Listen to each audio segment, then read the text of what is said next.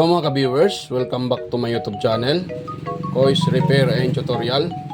So, mayroon akong i-repair ngayon mga ka-viewers na isang rechargeable electric pan na mini type, maliit siya konti.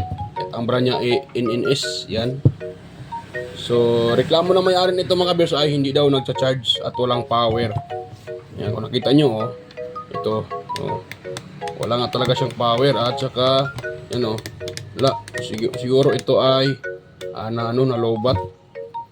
Yan, so ang problema nito hindi nagcha-charge kasi wala naman, hindi ang dito saan magcha-charge, tuklap, yan, hindi na talaga siya magcha-charge kasi tuklap siya. Paano nga naman mag-charge tuklap dito, kagawang talaga. So ayan. So ito mga kabis, ang gagawin ko dito as usual sa mga gini-repair ko ay ididirekta ko yan. So gamit itong cable na to, USB cable, ididirekta ko yan. Yan, dito. Yan, so direkta ko na lang yun dito. Yan, para mag-charge to uli. O dito ko ilagay para hindi pangit tingnan. Kasi pag dito nakalagay sa gilid, parang pangit tingnan. So dito ko to ilagay. Yan, dyan ko ilagay to. Yan, sa likod. So yan, i-open ko mga to mga viewers. Para maano natin to, para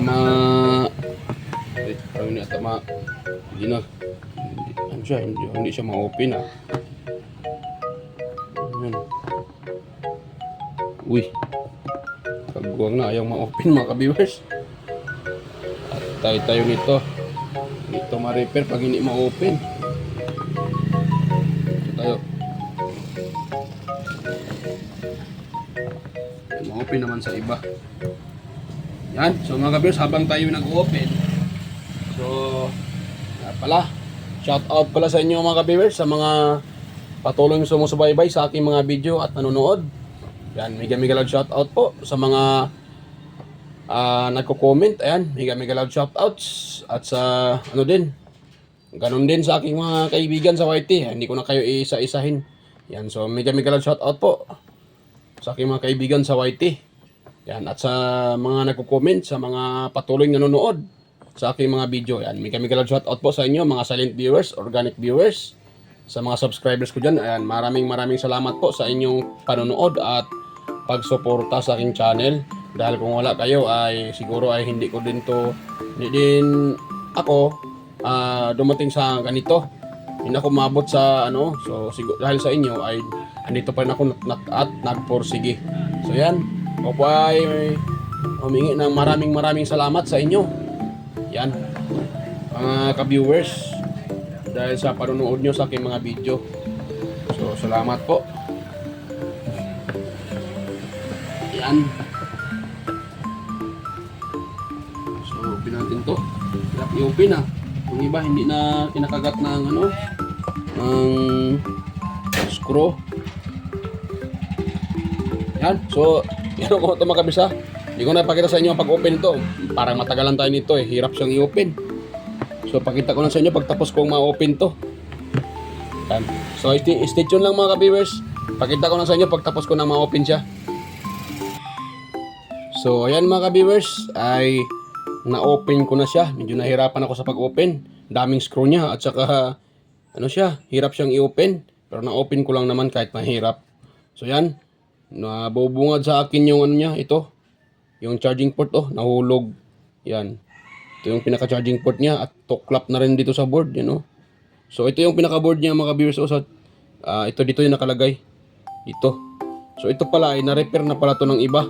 Kasi nung nakita ko dito, nung na-open ko siya, may kandila pa mga ka-viewers, nilagyan ng kandila. Kandila yung nilagay.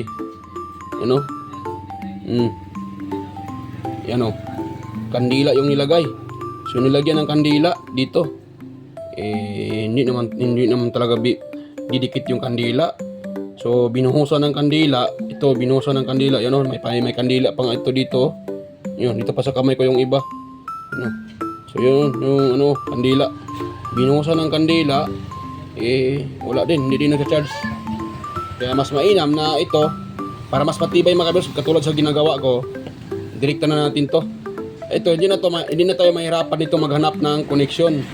Yan, dahil itong dalawang wire na to, ito na ang connection. Magtatap na lang tayo dyan. O, di ba mga ka-viewers? Magtatap na lang tayo dito ng another wire. So, ito nga ang gagamitin ko. Yan. So, itong cord na to. Yan, paputulin ko muna dito. Yan, dito ko paputulin mga ka-viewers. Yan. Sa laman nito, dalawang wire ang sa lalim eh.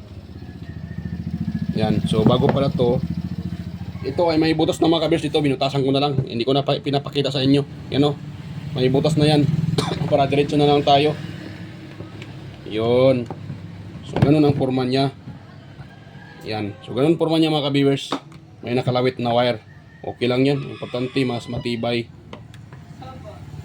Yan. So, ito ay ibubuhol ko rin mga ka-viewers. Para mas matibay siya. So, kailangan ko siyang ibuhol. Yun. Parang ganun siya o ganun. Ganun. Yan. So, bago ko pala yan idikit, nabuhol ko na. Kailangan ko pa itong idikit dito. Dito. Lagyan ko ng glue stick. So, bago pa yan idikit, i-join ko itong mga wire na to. Yan. Para pagdikit, diretso na tayo. Diretso testing. Yan. So, balatan ko lang to dito mga ka-viewers.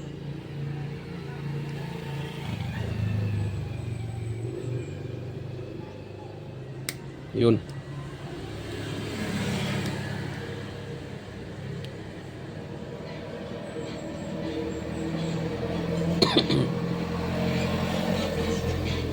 Ayun.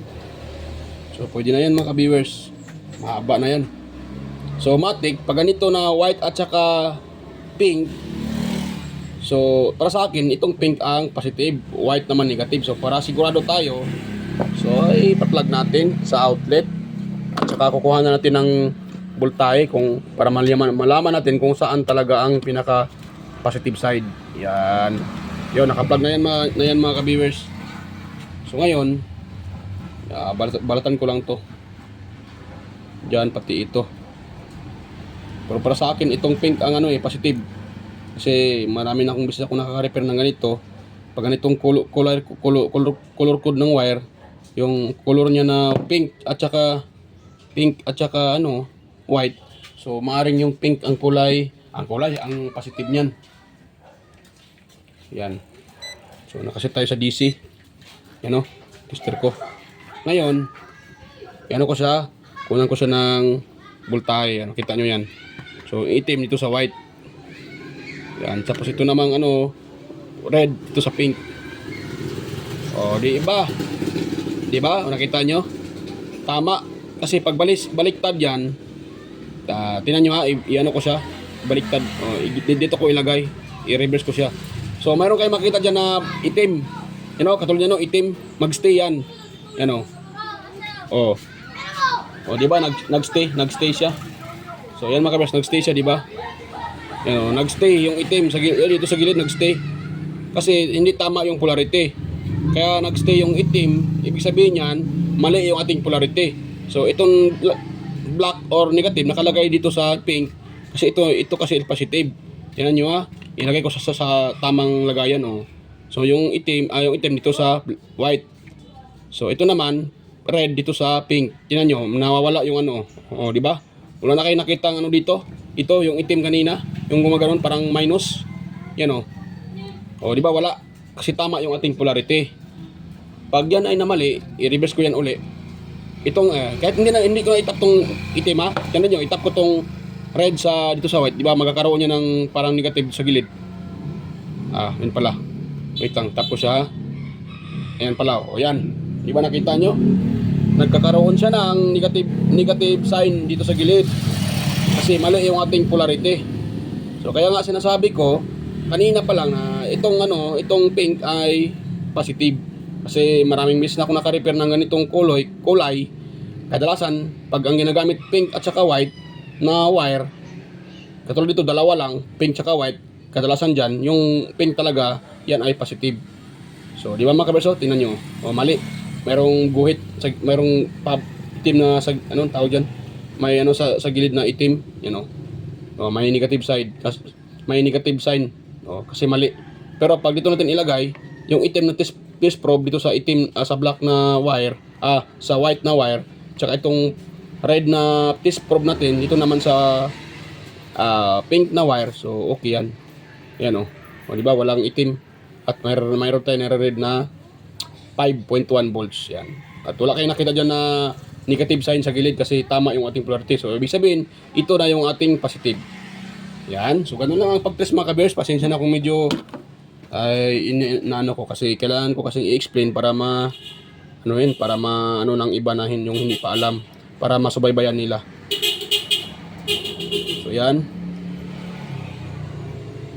Ano pala, tatanggalin ko pala sa charger, kagawang na.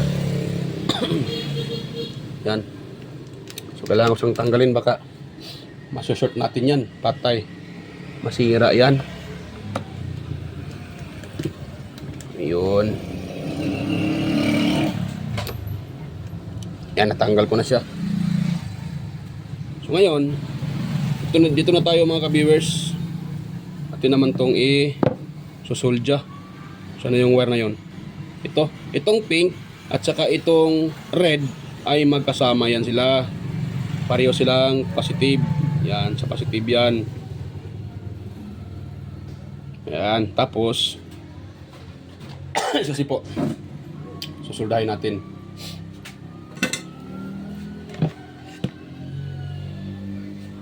Yan, para matibay yan mga ka-viewers. Mayroon naman akong soldering lead. Nakabili ako kanina ng 1 metro. 1 metro lang nga yung binibili ko. Yan.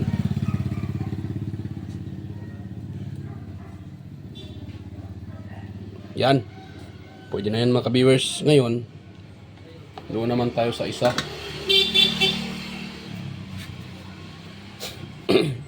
Yan, sa itim tayo at saka sa puti.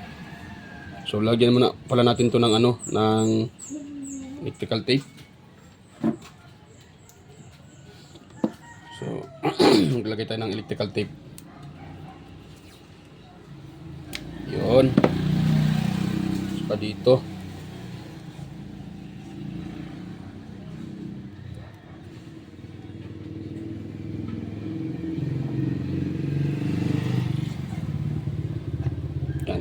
Para hindi mag short circuit. So, kailangan natin lagyan ng electrical tape. Yun. Yan. Hindi na yan siya mga ka-viewers. Tapos dito naman tayo sa white, sa ground, sa white at saka black. Magkasama yan sila kasi pareho silang negative or ground. Yun. Tapos susuldahin din natin para matibay. Meron naman tayong soldering lead kahit konti. Yan. Para matibay sa mga ka-viewers, susuldahin natin.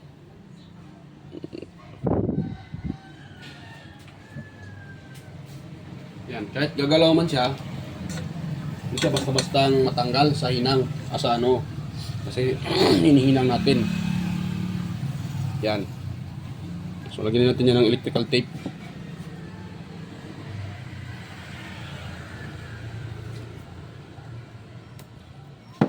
Yan. So, lagyan lang tayo ng electrical tape mga ka-viewers. Yan, ganun. Para hindi magsushort yan.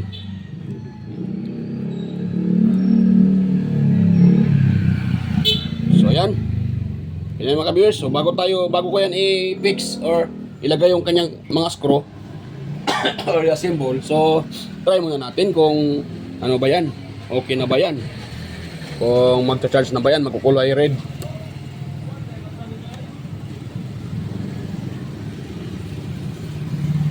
Hoy. Yan mga ka-viewers, umiikot na yung electric pan at dito. Yan, umiikot pa yung electric pan.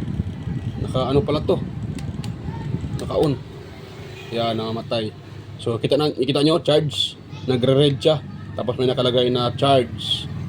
Kung i-power natin, yan, gumana siya. Ikot yung pinakapan, yan Yan, i-off ko. Yan, nag-off siya. Tapos ito, sige po. Yan. Yan, ilaw. Tapos, off. Yan So, umilaw siya. At may nakita kayong charge. Tapos, yung power, pag inaano natin yung ilaw, yung power, nag-green siya. So, okay na yun mga ka-viewers. Yan, i-off ko muna siya. Ayan. So, gumana na siya, oh. Nagre-read na. So, good na yan mga ka-viewers. Ngayon, i-assemble ko na lang yan.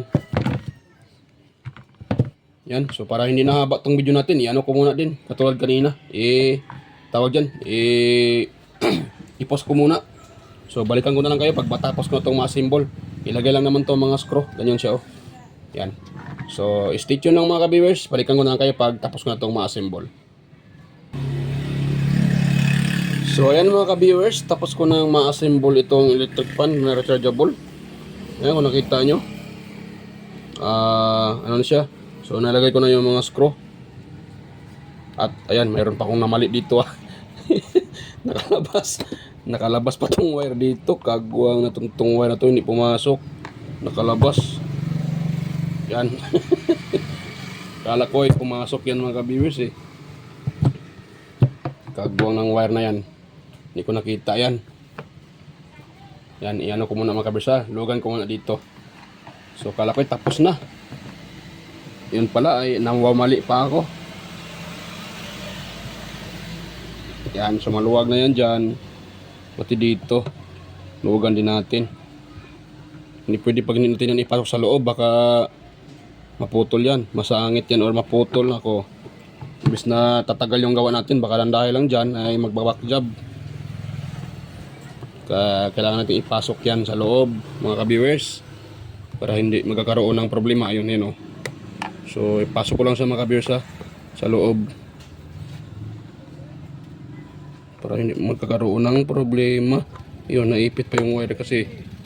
Yun, so okay na yan mga ka-viewers. Naipasok na siya. So, yan. Lock ulit yung mga screw. Kala ko tapos na yun. Namamali pa ako ah.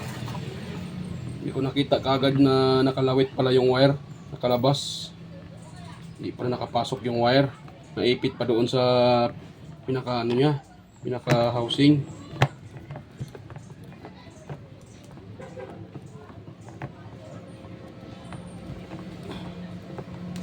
Yun, dito nakalas.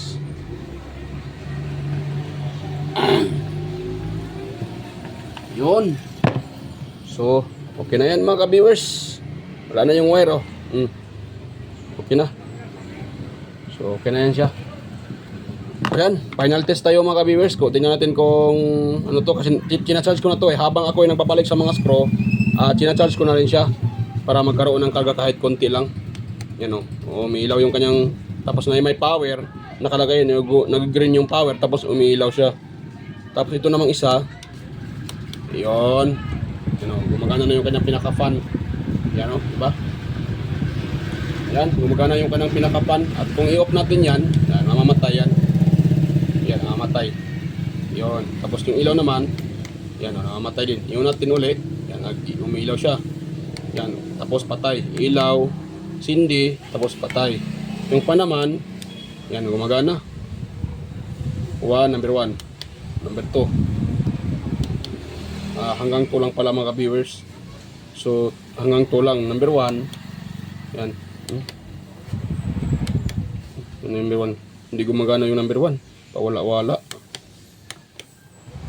Yan. So, natin ulit. Yan. So, minsan hindi gumagana yung number, okay lang yan. Tapos gumagana yung number 2. So, yan. Okay na yan mga ka-viewers. O, parang katingin ko, parang 1 speed lang siguro to.